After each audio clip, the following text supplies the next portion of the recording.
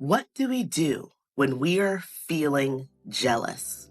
What do we do when we're feeling envious? Being non-monogamous doesn't stop us from having human emotions.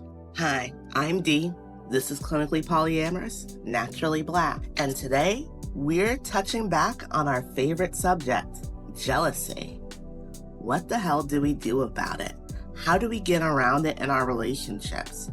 Can we communicate our way around it? So, to catch some of y'all up, I've made videos short and long on jealousy before. If you want to check those out, I'll put a title card here and you can check out links down below. But you can jump right into this video. And we do have the ability to manage our jealousy, to manage our envy, to come at our relationships, whether they are monogamous or non-monogamous, with a place of care, compassion, kindness, and thoughtfulness. Now, to start this off, I'm gonna say, if anyone tells you that you're not really non-monogamous, or especially polyamorous, if you experience jealousy, I'm telling you right now, that's complete crap.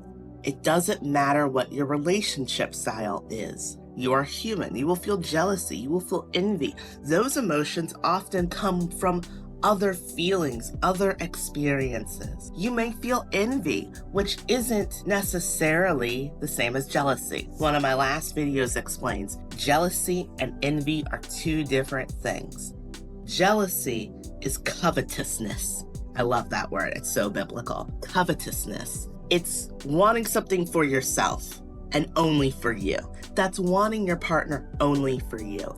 Envy is different, right? Envy is wanting and not necessarily wanting to only possess that thing and no one else does. For me, I experience envy, but I've also experienced jealousy. In fact, that's part of how I realized I was making a major mindset shift. I experience envy when I'm in my healthiest state. But it's not a loud feeling. It's a loud feeling when I feel neglected. It's a loud feeling when I feel like my partners and I haven't had a lot of time together. It's not about what their other relationships are doing. It's about feeling disconnected. It's about feeling like I don't have a place. It's about wanting them to enjoy their other relationships while feeling I need to work on my own with them. Jealousy can come from a similar place. Jealousy comes with so many different emotions. What do we do about it?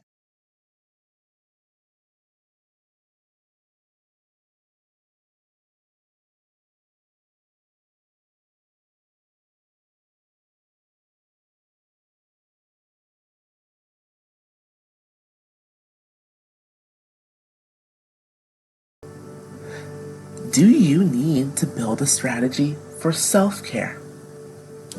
For a lot of people, their partners going out on dates is really difficult. And that's where they need to have a plan. Now, in a perfect world, they would have dates the exact same nights as their partners. And some people work so hard to make that happen. That is not realistic. It's not realistic. I'm sorry. Like, it doesn't seem fair to me to cancel a date because your husband's boyfriend is sick and they can't go out, right? Like, you can't constrain yourself that way very well. In other forms of non-monogamy, maybe it's easier, but it gets harder because life is complicated and our time is limited, right? So when your partner is out, what are you going to do? Truthfully, I say, why treat it any differently than if they went to a football game or they were late coming home? Part of polyamory that people don't want to talk about is something that our society has, in some cases, tried to ignore, which is you need to learn how to be alone. We all do. And if you can't be alone or by yourself, that might be a place where you want to work. If you're polyamorous, if you're not monogamous, there will be times you are alone. no matter how many partners you have. And it might be more underlined because you have more partners, or a bigger friend group, or whatever. So, we also have to ask, do we need to spend some time working on things like our attachments? Are we needing to work on trauma? If so, how can we go about that? Maybe we need to join a support group. Maybe we need to seek out therapy. Maybe we need to seek out therapy so we can have a conversation and explain to our partner what is happening. That's all valid options. Another question is, do you need to talk to your partner? Polyamory is communicate, communicate, communicate. But that's not mandatory in every situation, and how much we communicate can vary, clearly, right? So figure out if you need to have a conversation. Figure out if you have some unmet needs you'd like to communicate outside of what is making you jealous. Instead of saying, I'm jealous whenever you and T go out, say, I am jealous because I feel like you are giving time to other places, but not to me. And I would like our time to feel more meaningful or look a bit different. Now, there are times when communication is constructive. Shocker, I know, but you heard me earlier. I'm a big fan of Esther Perel, who specializes in relationships and sexuality. I don't agree with everything she says. That's a whole thing. But she makes a marvelous point in the book Mating in Captivity, which I highly recommend. And that is, in our modern era, as we have moved towards recognizing concepts of communication and nonviolence and mediation that have traditionally been considered feminine as a result of feminism and our expanding knowledge of psychology, we might be overemphasizing communication. So we do have to communicate, but we also have to have boundaries with it. I found this is especially important for polyamorous folks because everyone's boundaries are different. Because of our culture, because of our upbringing, because of our age. I had someone say to me recently, because of where I'm from, boundaries like my American friends had, my parents didn't have. And they have really struggled, not just with their American-raised kids, but with their friends, understanding them and vice versa. I share that to say boundaries have many shapes. For some people, the idea that my metamor comes to me and says, hey, I had this really weird interaction with our partner. Have they been acting weird? That's unthinkable. That's boundary crossing. That's a problem, And for some people that can be. In some dynamics that absolutely becomes a problem. But not every dynamic, But a lot of poly people can also go from the extreme end of super privacy, separate everything, parallel, to over-enmeshment and entanglement. And they've never really been in a situation where they've really unpacked what the boundaries are. So when we talk about jealousy and that, for folks who have often talked extensively about jealousy before, and the jealousy is in the same situation, and if we dive deep especially, we keep hoping for our partner's relationships to end, that might be where we need to stop talking to our partner and start talking to a therapist, to friends, to our spiritual leaders if they are comfortable with it.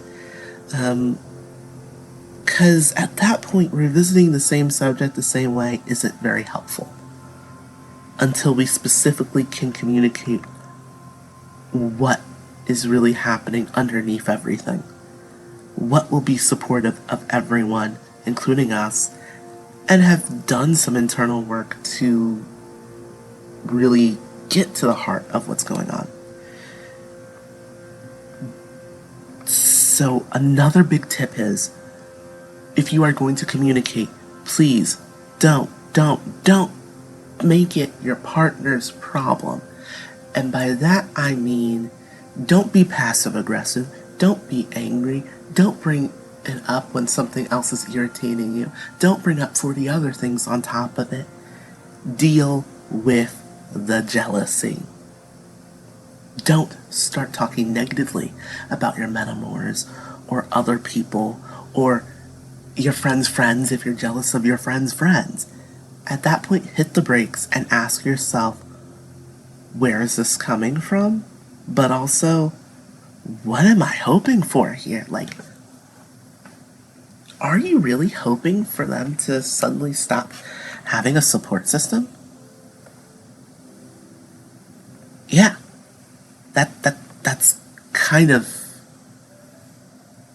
bonkers. That's not gonna work. But, if you're picking up on that, you might be able to say, well, I feel like I've always had people who've made me choose between them and another person, or it was me or someone else, or my needs get met, or no one met my needs. You can work on those things. DBT, CBT, talk therapy, group therapy. There's a lot of ways to come at it. Shadow work, even. I won't tell you what's right for you, but there's a lot of different approaches. So, once we know we do want to communicate about our jealousy, what do we do then? Communicate openly.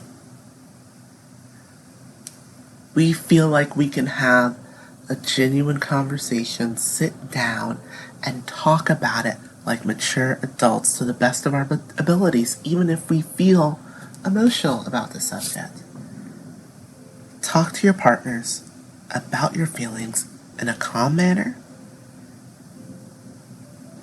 Share your emotions, which can help build trust and understanding. There are best practices for approaching difficult conversations, so keep in mind. Again, don't do this immediately following an argument or stressful situation.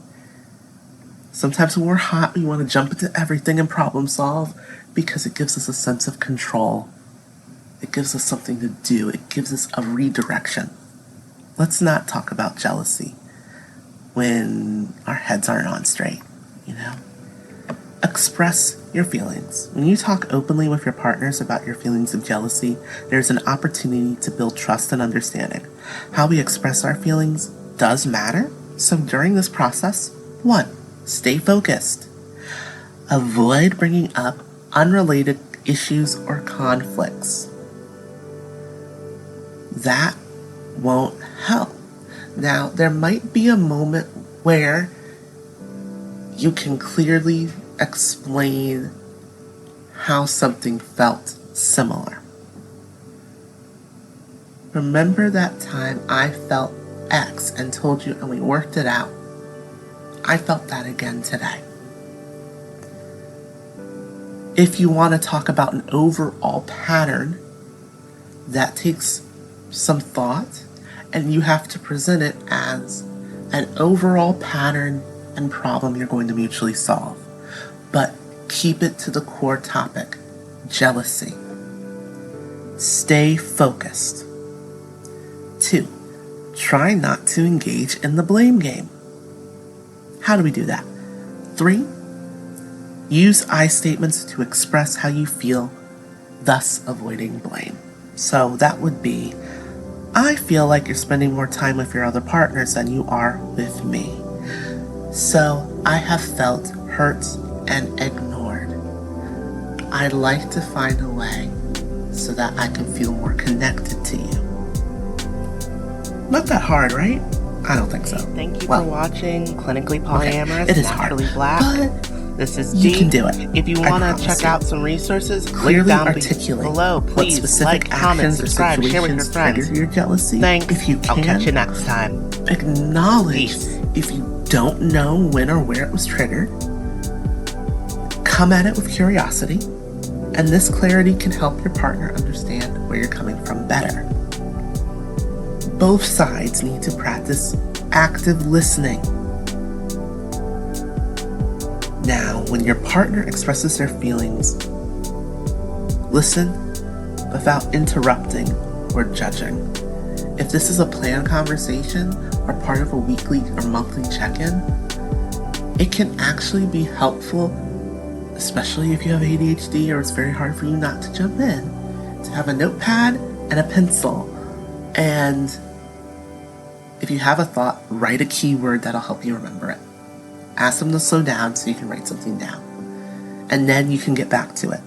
I wouldn't say do it a lot, but for some of us who really struggle sometimes with losing the plot, ADHD gang represent.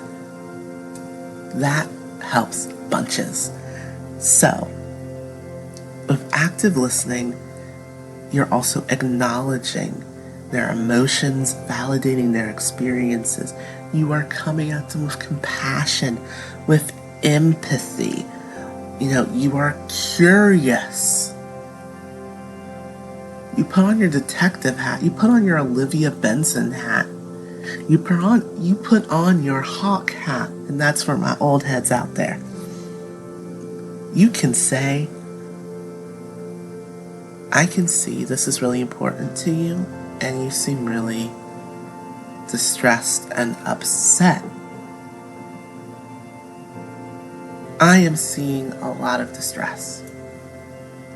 I am hearing you say that you feel like I go to Ultimate Frisbee so often and go on dates so often that we don't have time together. I am hearing you say that all of our together time has become family time instead of you and I connecting as individuals and a couple.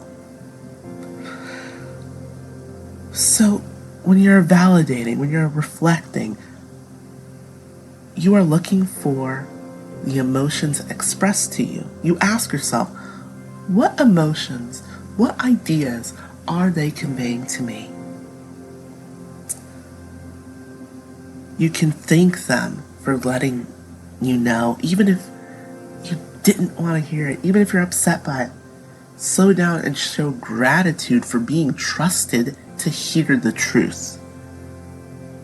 Ask non-judgmental questions. And that's another thing. Again, non-judgment. Let them share their thoughts fully. Don't try to prove them wrong about their feelings, but it is okay to seek clarification if you're confused and don't understand. Now, I'm going to deviate from the path here.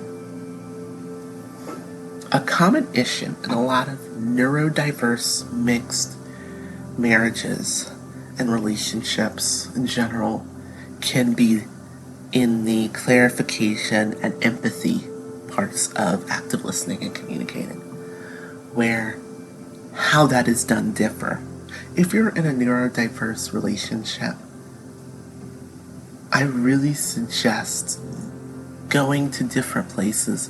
The Autism Translated Reddit can be actually a really good resource for both sides, but really looking at the difference between I am upset or I am having a reaction to your reaction versus I didn't intend to do something, therefore your feelings aren't real. A common issue is about assuming intention, and when you're neurotypical, you do assume a lot of intention on people. When you are neuroatypical, you're frustrated with people assuming a lot of your intention, and that's where sometimes it can get really tricky. Don't be afraid to seek clarification. Don't be afraid to say what you're seeing and what you don't understand. But show empathy. Each side might have feelings and concerns. And the next trick Discuss underlying needs and insecurities. Don't just stop with, oh, I was jealous you went to the movies. Why? Because if it's, oh, I was jealous you went to the movies, oh, I was jealous you made them dinner, oh, I was jealous you called them, oh, I was jealous you were texting, oh, I was jealous that when I was out of town, you went over to their house. And yeah, I've heard that one before. Jealousy has a way of making us think that if the things that bring us hurt stop, then we'll be fine. But if we don't deal with what is underlying it all, then we just pass the buck. Meaning, we're just delaying having to deal with it and ignoring the ways it shows up. Monogamy is so great at ignoring jealousy because it normalizes it.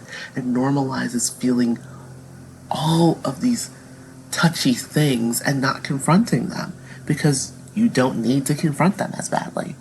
In my work with clients, and personally, I have observed jealousy often forms when we have something inside of us that isn't being heard, being seen, being fed.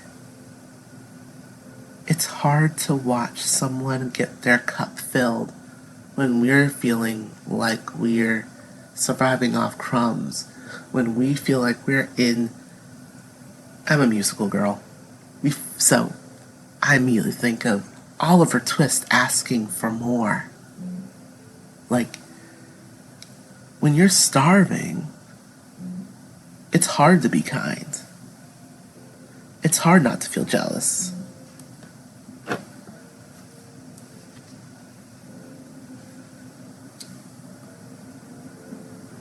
We may feel our partner is giving what little we get to others.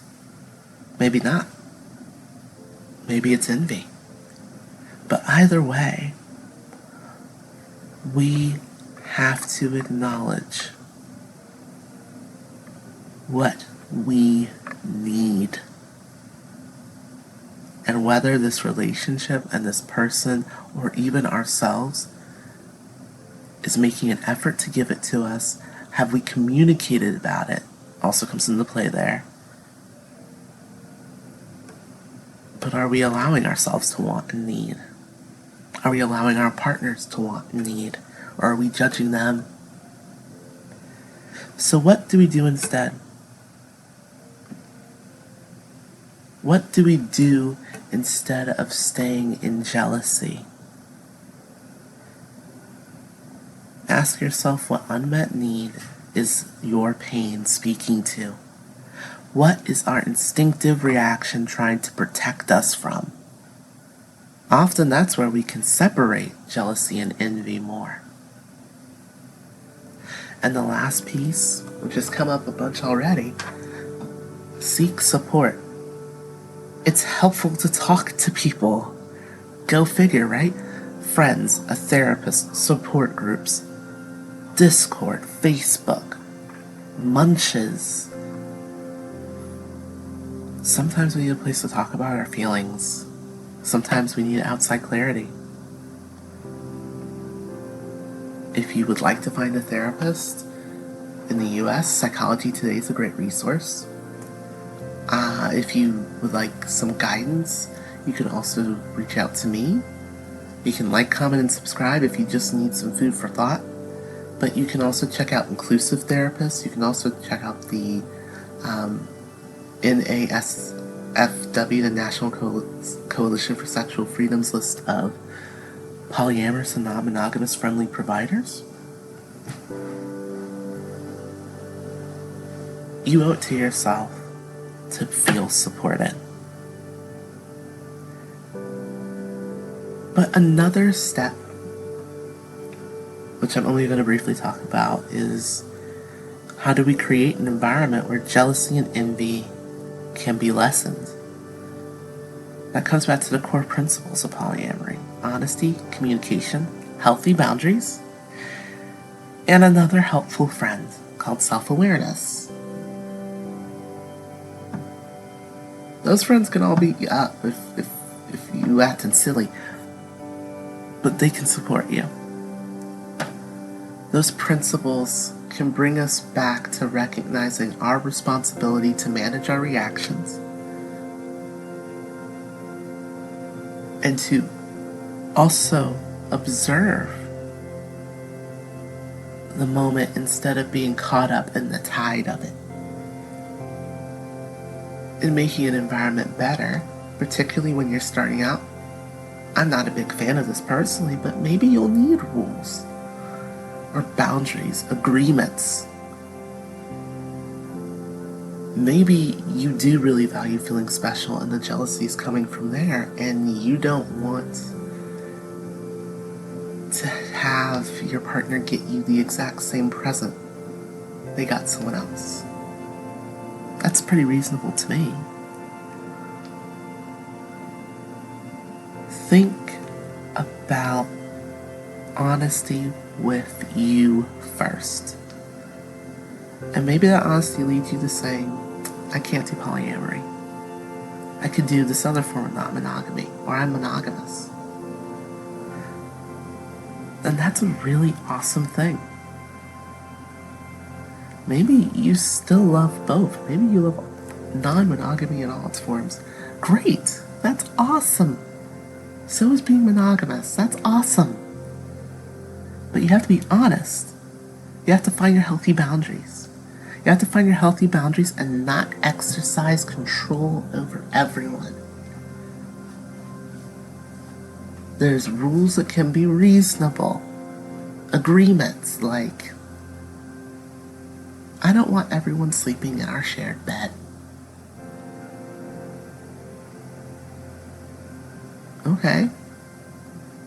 Sometimes it's not even about jealousy. Sometimes it's like it just gives people the ick, and I don't want my skin cells touching their weird skin cells. God, I'm a weirdo. Thanks for putting up with me, listener. But if we stick to those core principles, we give ourselves greater capacity to start working on that jealousy.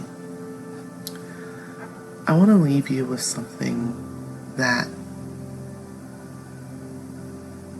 I guess is very personal. And that's how I deal with my jealousy. Because I do get jealous. Very, very rarely. Very rarely. But I do. And it comes from a few different sources. I like feeling special. I'm afraid of being abandoned. Rejection is an old friend too.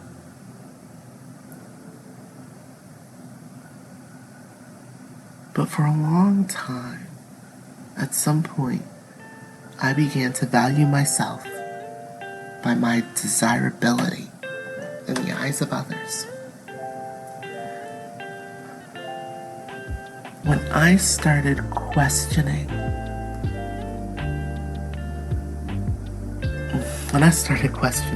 the idea that being loved outside of myself validated me or added to my worth in some way, my relationship with jealousy began to change. It began to change. Suddenly, I realized it wasn't that I cared about my partners having other partners. I cared about being replaced. I cared about not being special. I cared about rejection. I cared about not being worth it. And then I asked myself, why am I letting these fools decide my worth? I don't have to love myself 100%, though I hope I will love myself more. I do like myself quite a bit. But I shouldn't need somebody else to love me. And if I'm not seeing anything I like, then maybe I'm not looking at myself fairly. But then I realized there are those things I like. So then, again, why am I waiting for somebody else to pick me above all others? To somehow prove I am worth love.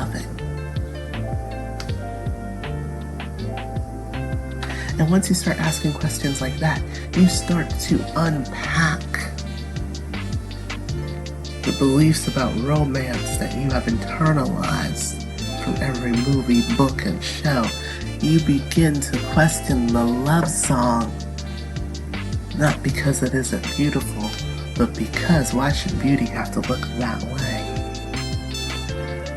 And when your partner comes home and showers and then smiles at you so happily and holds you close even after going on a date, even after kissing someone they are enamored with, maybe their feelings didn't change anyway. Maybe it's not their feelings that will change. Maybe your feelings need to change. Maybe you need to be different, look different, act different, and see that you are in fact worth it just by being you. That's all I got for you today, folks.